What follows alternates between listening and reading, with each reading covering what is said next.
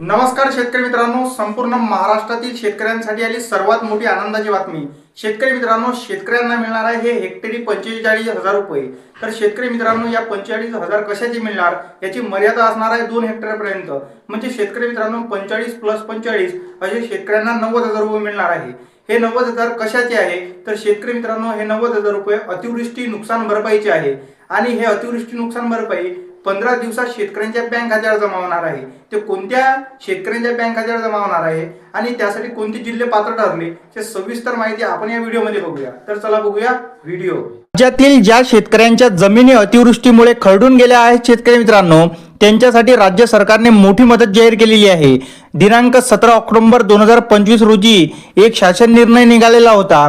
त्या शासन निर्णयामध्ये ज्यामध्ये शेतकऱ्यांना हेक्टरी 45,000 रुपयाची मदत मंजूर करण्यात आली होती। सध्या याच मंजूर निधीची वाटपाची प्रक्रिया सुरू झाली असून या मदतीचा लाभ कोणत्या विभागातील आणि किती शेतकऱ्यांना मिळणार आहे हे सविस्तर बघूया। शेतकरी मित्रांनो, जो शासन निर्णय निघालेला आहे तो कसा आहे ते बघूया। राज्य सरकारने अतिवृष्टीमुळे जमिनीचे नुकसान झालेल्या शेतकऱ्यांना दिलासा देण्यासाठी हा निधी मंजूर केलेला आहे। मदतीची रक्कम आहे 45,000 प्रति हेक्टर। त्यानुसार मर्यादा आहे त्याची 2 हेक्टरपर्यंत, म्हणजे जास्तीत जास्त 90,000 रुपये दिले जाणार आहे शेतकऱ्यांना। आता लाभार्थी या GR नुसार 15 ते 16 जिल्ह्यातील 88,649 शेतकऱ्यांसाठी एकूण 123.44 कोटी हा एवढा निधी मंजूर करण्यात आलेला आहे। आणि शेतकरी मित्रांनो, 17 ऑक्टोबर पासून ही प्रक्रिया चालू आहे, तरी सुद्धा अद्यापही काही शेतकऱ्यांना पैसे मिळाले आणि काही शेतकऱ्यांना मिळालेले नाही। आता उर्वरित जिल्ह्यांमध्ये कोणते पैसे मिळतील ते बघूया। छत्रपती संभाजीनगर विभागातील शेतकऱ्यांना किती पैसे मिळतील? त्या विभागाला 106.74 कोटी निधी मंजूर झाला।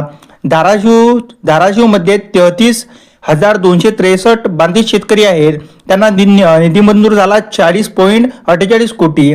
लातूरमध्ये 29,887 शेतकरी आहेत, 43.60 कोटी एवढा निधी मंजूर झाला। आता नांदेडमध्ये 18,124 शेतकरी आहेत, 22.65 कोटी एवढा निधी मंजूर झाला। आणि शेतकरी मित्रांनो, सर्वात जास्त हे नुकसान नांदेड जिल्ह्यासाठी झालेलं आहे। शेतकरी मित्रांनो, आता अमरावती विभागातील शेतकऱ्यांसाठी 12.31 कोटी एवढा निधी मंजूर झाला। बुलढाण्यासाठी शेतकरी आहेत 3,332, वाशिमसाठी आहे 3,094 शेतकरी, अकोल्यासाठी आहे 0.3 शेतकरी, यवतमाळसाठी आहे 1,465 शेतकरी की ज्यांना निधी मिळण्याचा बाकी आहे। आणि त्यांना समोर दिसत आहे तुम्हाला की किती कोटीमध्ये निधी वितरित होणार। आता नागपूर विभागात जर गोष्ट केली तर शेतकरी मित्रांनो, नागपूर विभागासाठी काही असा निधी मंजूर झालेला आहे। नागपूरसाठी 14 शेतकरी बांधित आहे।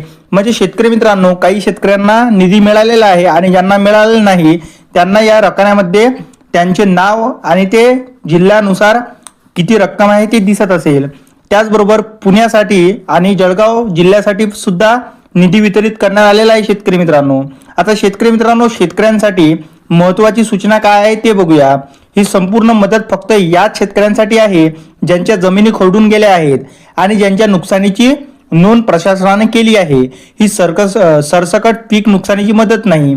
आता ज्या शेतकऱ्यांकडे फार्मर ID नाही त्यांना त्यांच्या नजदीकच्या बँक शाखेत संपर्क साधून KYC पूर्ण करावी लागणार आहे। त्यानंतर ज्या शेतकऱ्यांचे पैसे आधीच जमा झाले आहेत त्यांचे राहिलेले पैसे लवकरच खात्यामध्ये जमा होतील। आणि शेतकऱ्यांसाठी या रकमेसाठी त्यांच्या बँक खात्याचे पात्रतेचे तपशील तपासावा लागेल शेतकरी मित्रांनो। म्हणजे शेतकरी मित्रांनो, येत्या 15 ते 16 दिवसामध्ये हे सर्व पैसे शेतकऱ्यांच्या बँक खात्यात जमा होणार आहे।